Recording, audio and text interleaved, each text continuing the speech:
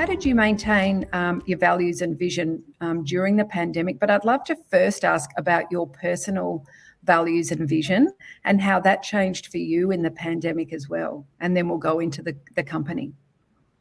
Yeah, look, the pandemic was a really interesting learning experience for me personally, and I think quite a rewarding one. It was, and I'm sure many leaders would resonate with this, that the days of having a physical office where everyone turns up in the morning and they're there at 8 o'clock in the morning, and then everyone's sort of leaving at between 5 and 6 in the afternoon, and you have this kind of, they put their suit of armor on and they come and play a role in the organization, and then they go back and whatever they do in their personal life is kind of quite separate. All of that melded together super fast during COVID, and suddenly we were in each other's bedrooms and we were seeing each other's kids and dogs and all the minutiae of life that was always very separate. And so that was an adjustment for our teammates, but also adjustment for me and my leadership team as leaders, because suddenly your duty of care was not restricted to a physical location. Your duty of care became about everything from mental health and well-being to workplace health and safety. Was no longer making sure you had great desks and chairs in the office environment.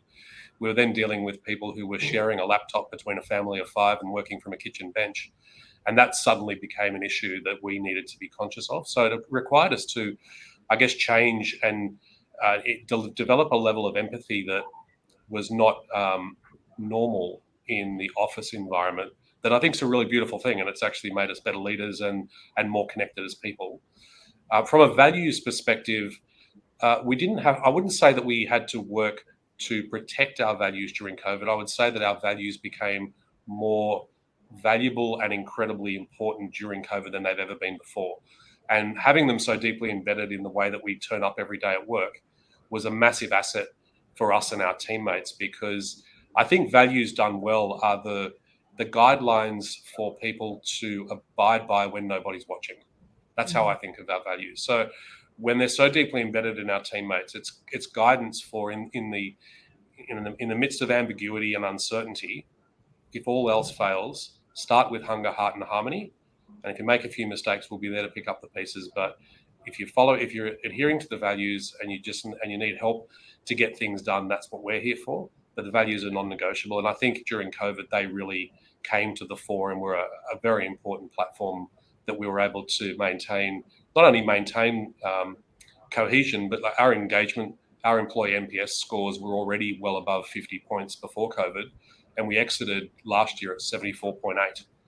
So when a lot of companies struggled to maintain cohesion during COVID, I would say in aggregate, our cohesion massively increased during COVID, and we were able to pivot to a very different way of working. But certainly the underlying care with which we take with our people on a daily basis just went to another level.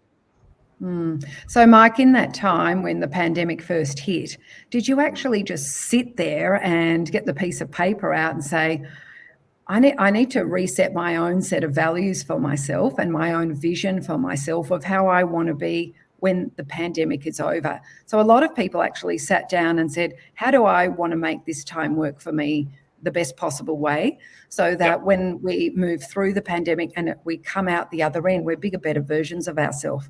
So for you personally to sit down, like I know Colleen sat down and I sat down and we actually went back to our values, back to our vision. How can we elevate them to a new level? How can we become fitter? How can we learn more? How can we make this time work for us? What did you do for that as a leader? Yeah, I was one of those. I think people have said often that COVID was either a kilo creator or a kilo remover, and I was lucky enough to be in category 2.